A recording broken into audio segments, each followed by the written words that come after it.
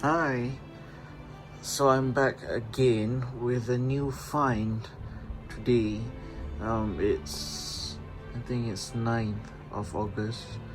So I recently finished a huge commitment in my life, which is my studies, and I feel like I wanted to have a little project before I move on with another phase of my life. So this little project is this baby here, which I got for a really great deal, which I consider affordable and cheap for this quite old machine in my country. So usually they would go for, I guess, 500-600 ringgit usually, but I got it only for 120, and that would be $30. Yeah, $30 or maybe around that figure for British pound, I guess. So I consider that as a great deal. What made me bought this is because, let me show you.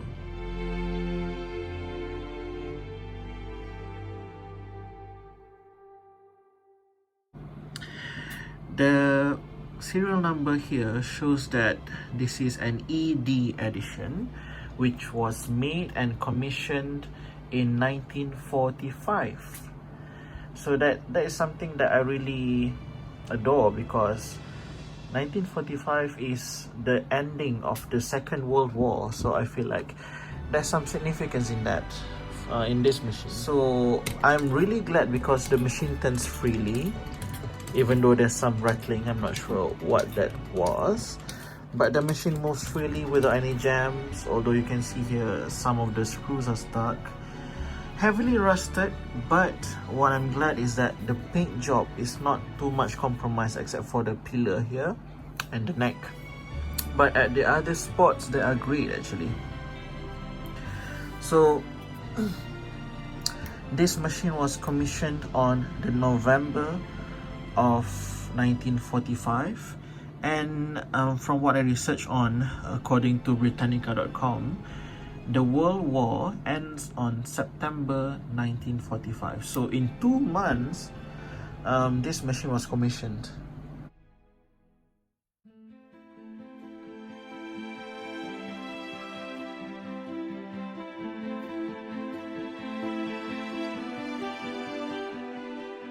This is one of the earliest economy rebuilding post-war, so I'm glad that I can see the result in this. The bobbin winder works great. The stitch length lever is working, nothing is stuck, and the medallion also looked fine, which I'm very sure that after I've polished it, it will be much better.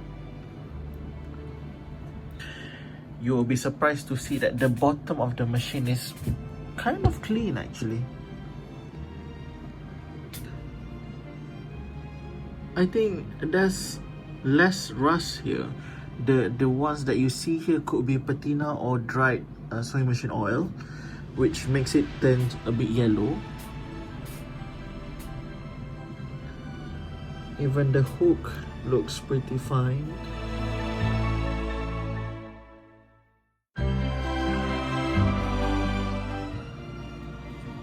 The bobbin plate is flexible, and it's all original parts. Although I feel like there are some parts that are exchanged before this.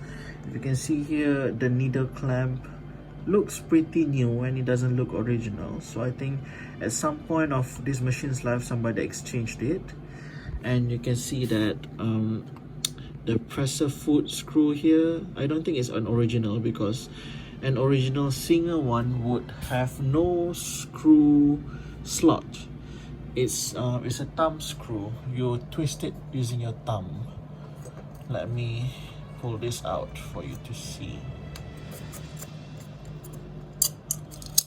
It would look like this most of the time.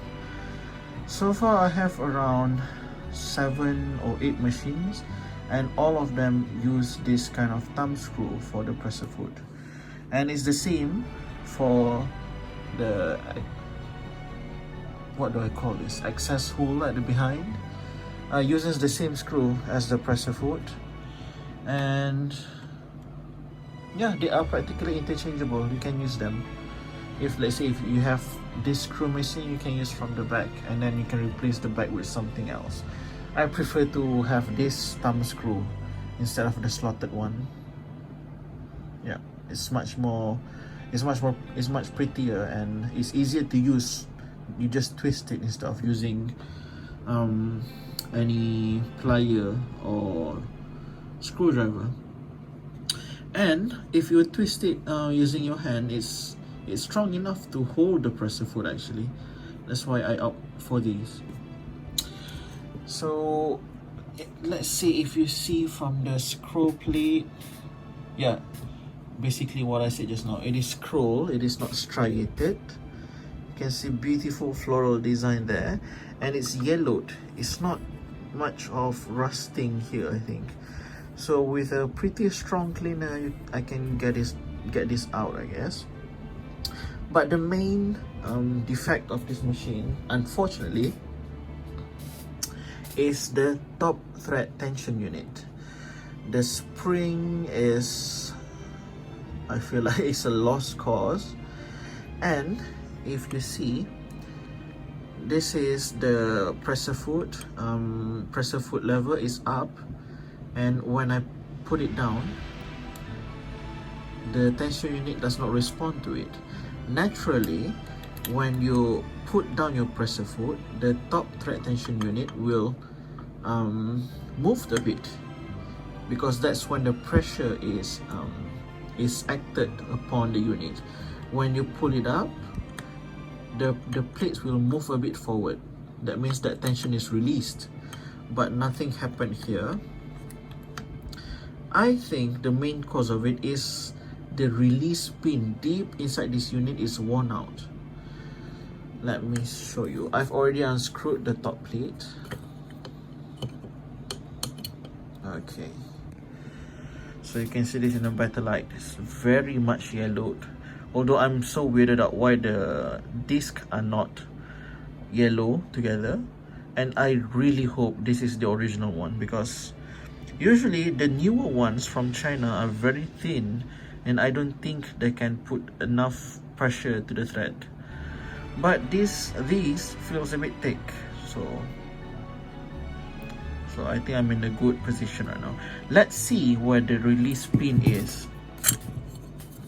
If you can see here, this is the release pin, and you can see that it is protruding very little when it is supposed to be protruding a bit more to the outside. So when you push this lever, when you push it down, the pin will go outwards and the pressure is put to the thread.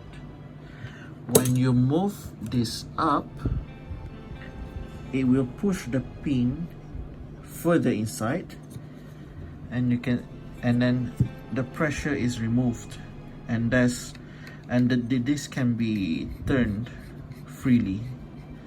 You can see that the tension is removed here, but so far the tension is still there, and the spring is messed up. And what you could do if you face the same situation as mine is that the tension unit needs thorough cleaning. Definitely, you must file it or sand it down to make it smoother, so the pressure will be better, less friction, I think. So yeah, not much to be done actually. The insides are pretty much clean, not much rust, sorry. We haven't seen the lint yet, so let's see. So I've removed the screw. I don't record it because it's hard to do it with just one hand.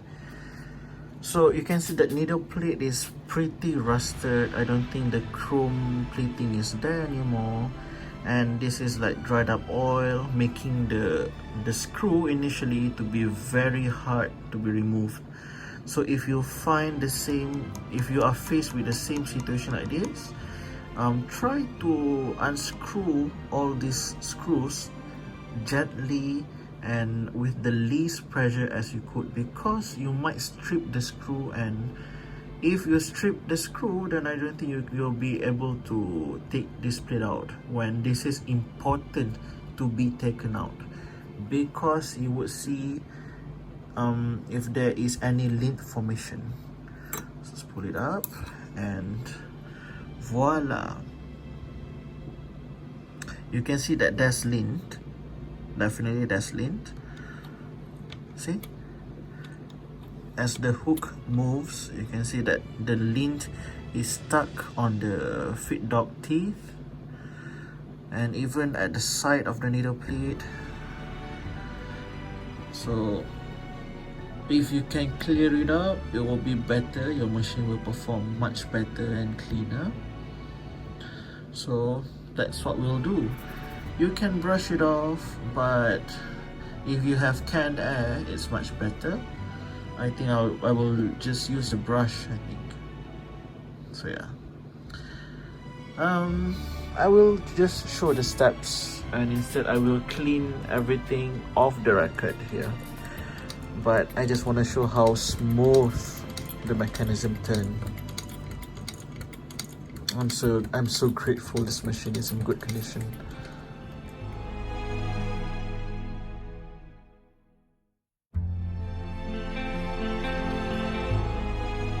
Hi there.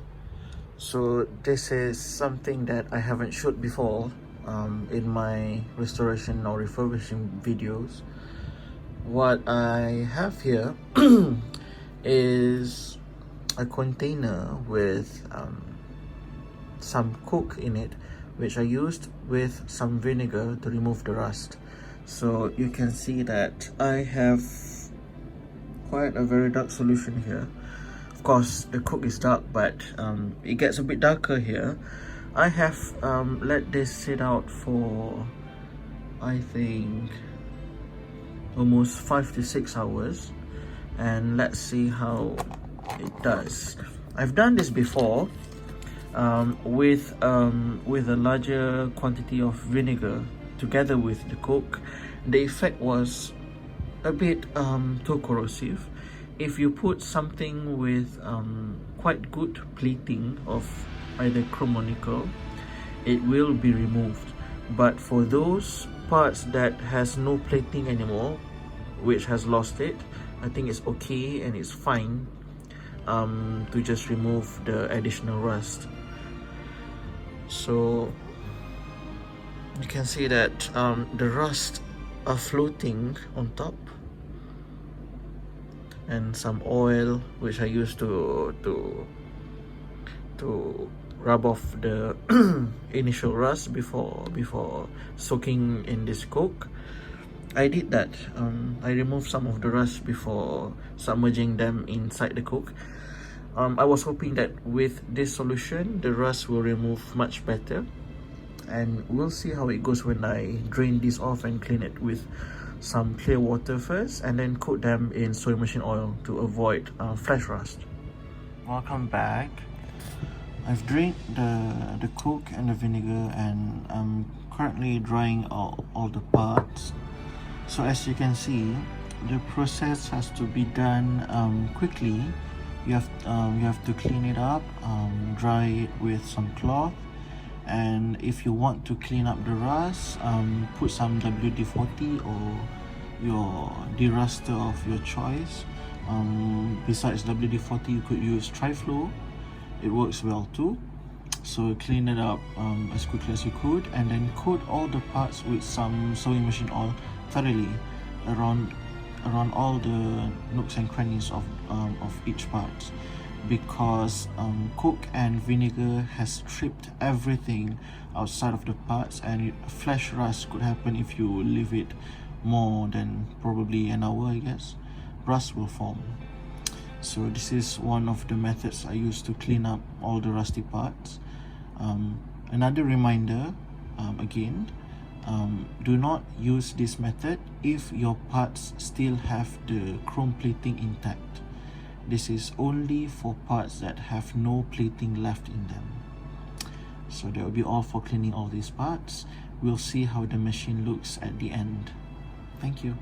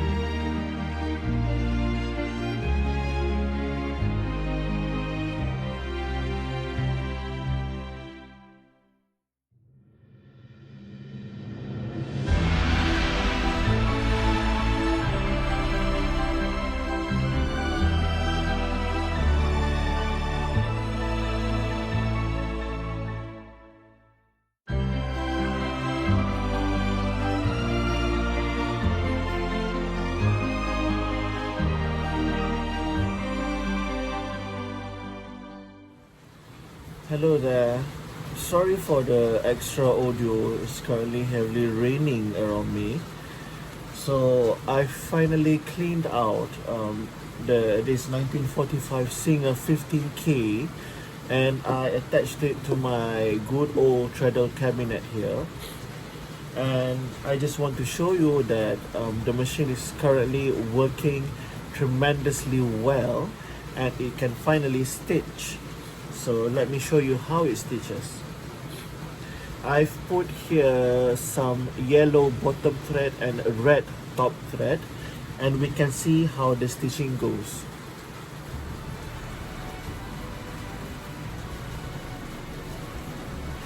Always put your needle down first.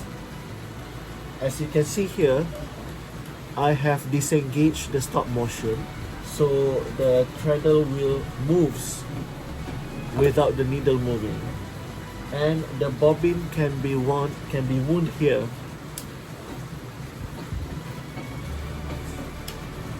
Currently it's working well, and let's engage the stop motion knob and start sewing. Excuse the clutter around me.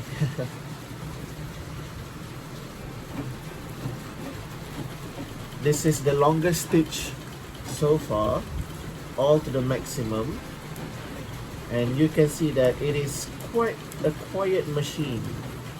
I have found that my older Singer 15K, especially from the 1920s, are much noisier. Additional tip, if you have a treadle belt quite tight or grippy enough, you can control the wheel just by foot. You don't have to touch the hand wheel by hand.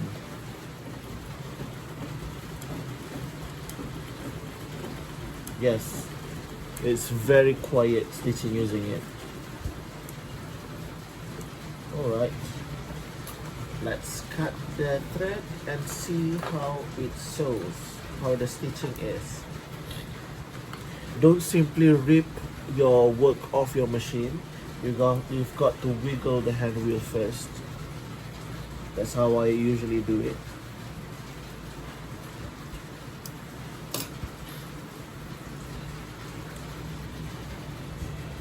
I've adjusted the stitch earlier.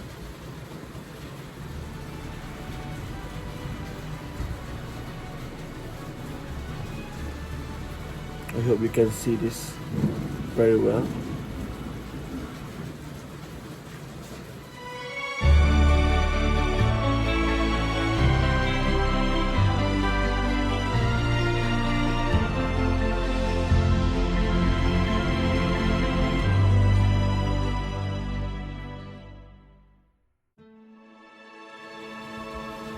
Thank you for watching.